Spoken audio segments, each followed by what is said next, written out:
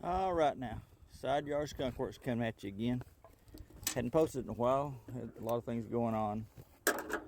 One of the things that did happen was the 350 in the old square body got tired.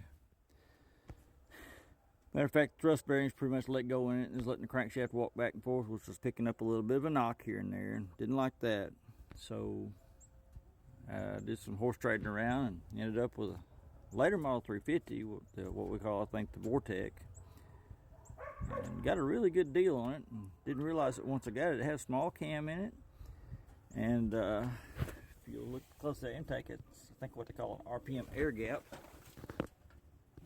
That's an expensive intake by itself, especially since it's made to use either the Vortec heads or the standard heads, which the big difference is, well, the obvious big difference is the Vortec heads have the center bolt valve covers on it, as you see here,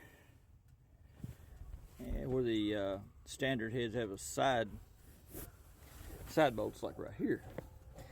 The other big difference is the four center bolts under the carburetor. You can't really see them right there. On the Vortec heads, they're at 30-degree angle, where on the standard head they're 45. And there's a special intake you use that has slotted holes in it, so you can use it on either one, which makes the intake even more expensive. We just finished this thing up, and as typical, you know, rolled over a couple times, busted right off like it should. And it's been sitting here running for a while because I did something a little different on this one. I know I'm still old school, but the old flex fan just robs you of a lot of horsepower, even the clutch fans. Yeah, we're talking 10, 15 horsepower. Maybe it's not that much, but yeah, anybody that's a gearhead knows every horsepower counts, no matter how big or small. So I went to an electric fan setup. If you'll notice, it's a twin fan. There's a relay kit that came from Amazon.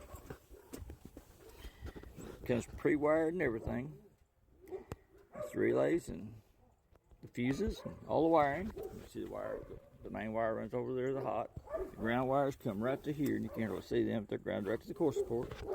And then you got a trigger wire and a 12-volt ignition wire, which are hidden.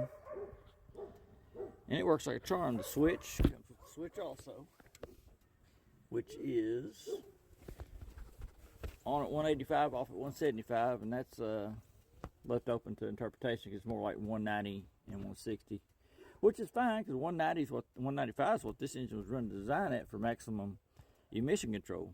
However, I don't like them at warm. I like them down to about 180. And going down the road, these fans keep this thing at a steady 180. I was really surprised at how well they worked, especially since that little relay kit's only a $20 investment, and the fan assembly actually came off of an old car we had scrapped out here. And so I don't have a dime in the fan assembly. If you'll notice, it is exactly the right size for the radiator.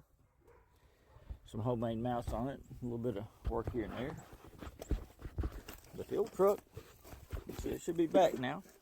Hadn't put the hood on it yet. I literally just got this thing moving a while ago. I hit the key here. I'm standing outside the door, as you can see. And the fan's kicked on there because the truck's still warm. You see how easy she started. That's hot. Now with that Vortec heads, get a little better compressor ratio. Teeny bit more horsepower there too, which is working out great. Kind of let you hear that exhaust a little bit. The old mufflers has some baffles loose in them, but that's at 1,000 RPM. You can about 800, 850, 900 RPM. You can hear it loping just a little. If you drop down a gear, you can really hear it talk. But I'll probably at some point run to do another video on how to wire these electric fans. This is a great addition. Pretty simple. As far as illumination goes, let me turn this truck off so you can hear me better. As far as that goes, the removal process is real simple. You get rid of the fan, the shroud, the clutch, flex fan, whatever you have, and everything. And the studs are still there. You just run the nuts on the studs right there on the water pump pulley.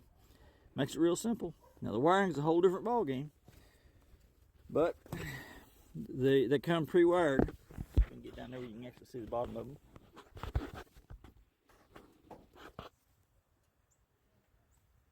maybe. Yeah, you can see it. You can see the plug-on harness right here. Right here and right here. And they come with the wires labeled. And enough to do everything but your trigger and your 12-volt ignition source. And the whole idea behind the 12-volt ignition source is to keep the, or to make the fans go off when you turn the ignition off. That way they don't sit there and run with the ignition off and burn your battery down.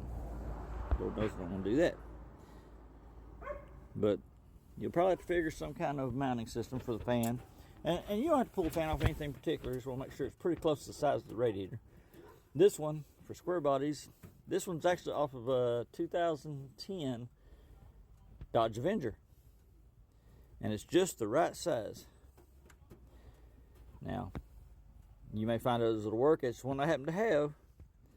It worked out real well for me. But hopefully this thing's back on the road. It does make some more power. Went for a little ride in a while ago. She get up and move still. In fact, even better. I doubt the gas mileage increase. It's probably still going to get 12, 13 miles a gallon like it always did. But for a cheap investment, you can't beat this. And I'm back on the road pretty quickly.